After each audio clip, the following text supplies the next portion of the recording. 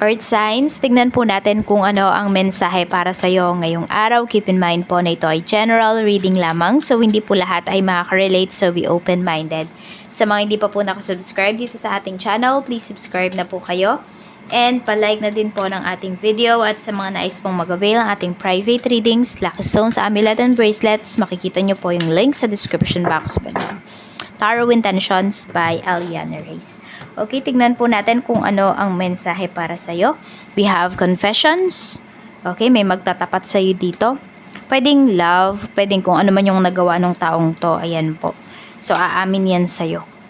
Parang ikaw yung pinagkakatiwalaan niya kasi dito. We have broken.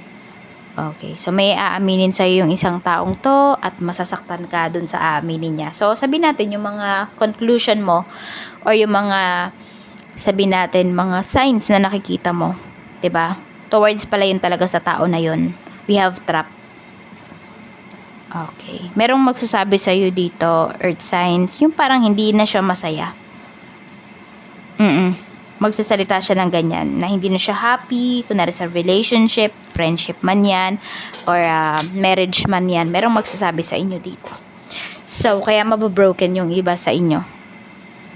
Meron dito kasi, alam mo yung hindi na siya masaya, pero nagstay pa rin siya. Pwedeng kayo yan. Pwedeng kayo yan, earth signs. Tingnan natin. So, you feel stuck. You feel na parang wala kayong magawa ngayon sa sitwasyon po ninyo. Tingnan natin. Meron kasi ako nakikita dito, nagkamali siya. And, gusto niyang aminin yun sa'yo. Okay, tignan natin ano po ang mensahe, spirit guide, what is confession, about ba to saan? Doctor. Okay, yung iba naman sa inyo may aaminin is pagdating sa sakit niya. Okay, kung meron ditong family member na meron kayong mga nakikitang simptomas pero hindi nyo alam kung ano yun, pwedeng nagpa-check up na yung tao na yun pero hindi niya alam kung paano niya sasabihin. So, ayan, or pwede rin naman baka pina-check up ninyo, ayan, medyo parang tatapatin kayo ng doktor, ganun. May ganong energy, okay? So, tingnan natin. Pero more on regarding to sa, kung hindi to sa feelings, regarding to sa health ng isang tao. What is broken? We have child. Okay. So, hindi nyo ba nakakasama yung mga anak ninyo? Taurus, Virgo, Capricorn. Siguro doon kayo nalulungkot kasi nakikita nyo na nag-grow sila. Lalo na ngayon kasi 'di ba holiday season. So parang yan yung mga naiisip ninyo. Mas naiisip ninyo ngayon. So parang alam mo yung lumalaki yung mga bata pero wala kang magawa, di mo sila makasama kasi need mong mag-sacrifice, need mong magtrabaho. So yan, nalulungkot kayo. Siguro kaya bumabawi na lang yung iba sa inyo talaga sa more on material things, 'di ba? Kung ano, parang nagpo-provide ka talaga sa kanila, even yung mga luho, ganyan po yung ginagawa ng iba sa inyo. Pero ask nyo sila, ano ba talaga yung gusto nila? Kasi baka hindi naman nila kailangan yung mga luho na yan, hindi nila kailangan yung mga material things na yan. Ikaw yung kailangan talaga nila. Earth signs. Minsan yun, nami-misinterpret din natin yung mga bata. Akala natin, oh, ito yung gusto nila, ito yung ibibigay ko sa kanila. Pero baka kasi attention mo yung gusto nila. 'Di ba? Yung attention, yung pagmamahal mo. Baka yun yung hinahanap-hanap nila. Kaya minsan may mga nagre-rebelde, hindi ba? Tingnan natin what is trap. Lottery. Ayan, meron bang addict dito sa sugal? Yan sinasabi ni Universe. Ayan, or meron ba kayong kinaka-addikan na nahihirapan po kayo na alisin? So, unti-untiin nyo po yan. Para naman pag pumasok yung 2024 is, diba, bago na yung inyong mga ginagawa. At hindi kayo, ayan, baka may nalululong dito sa sugal, ganon. O kung hindi man kayo yan, pwedeng family members nga po ninyo, pwedeng hindi naman ninyo anak pwedeng mas nakakabata po sa inyo. So tignan natin kung ano pa ang mensahe para sa iyo. Spirit guide, mensahe pa po natin kay earth signs, Taurus, Virgo, Capricorn, Sun, Moon, Rising, and Venus ngayong araw na ito. Tignan po natin, spirit guide, ang ating mensahe. Mensahe pa po natin. Spirit guide, mensahe natin. Earth signs. Trabaho, we have 8 of Cups. So, meron nga dito nasa malayo talaga kayo. Meron tayo King of Pentacles. Sacrifice talaga. And King of Wands. Okay, meron dito pwedeng sa trabaho, ayan po. merong nag-iiwasan, pwedeng dalawang lalaki, pwedeng ito ay co-workers mo lamang, pero yan kasi pinapakita, nag-iiwasan sila, or pwedeng ikaw to, meron kang iniiwasan na co-worker mo, or could be umiiwas ka sa boss mo, parang hindi ka nakikipag eye to eye sa kanya ngayon, kasi ayaw mautusan.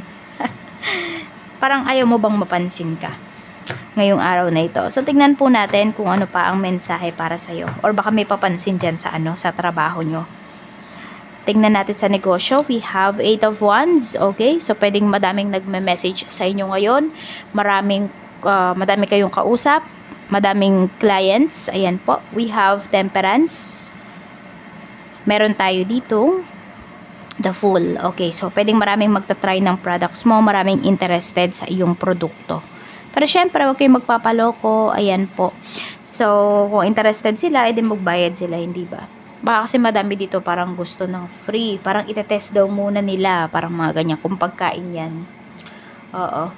So, tignan natin kung ano pa ang mensahe para sa'yo. Mensahe pa po natin, Spirit Guide. Pagdating naman po sa kaperahan, we have 6 of Swords. So, tahimik lang kayo dito pagdating sa inyong pera. Ayan. So, pwedeng ito may mga... sabi natin, may mga failed decisions kayo pagdating sa inyong kaperahan. So, doon kayo na, na iba sa inyo, yun. Dito kayo nasasaktan. Kasi parang wala kayong malapitan, hindi nyo alam sino ba yung sasabihan po ninyo.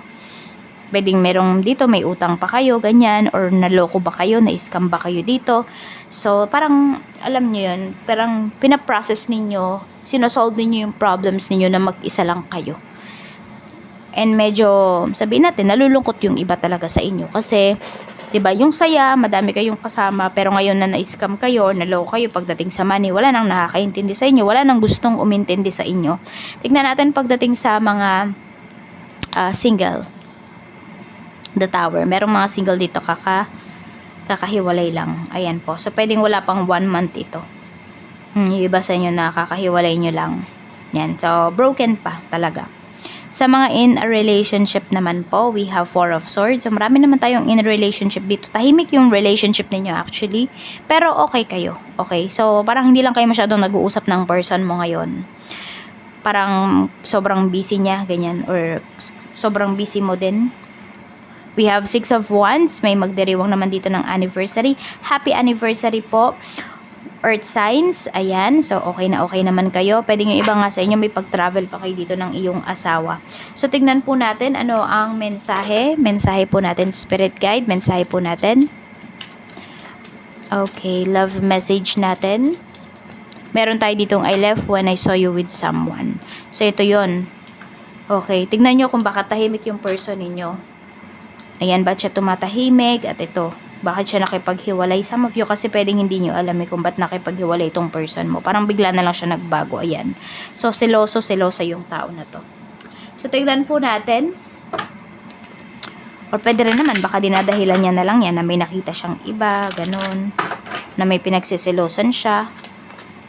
Embracing enthusiasm. Shout to the heavens with happiness. Ayan po. So, maging happy kayo kung nasaan man kayo ngayon.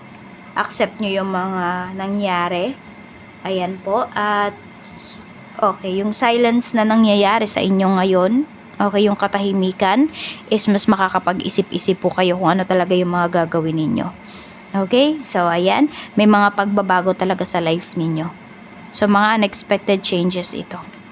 So, nasa sa inyo kung i-embrace nyo ba yan agad or i-questionin nyo muna. So, ayan lang po ang mensahe para sa'yo ngayong araw. Maraming salamat po, Earth Signs. See you again on my next video. More blessings to come and happy holidays.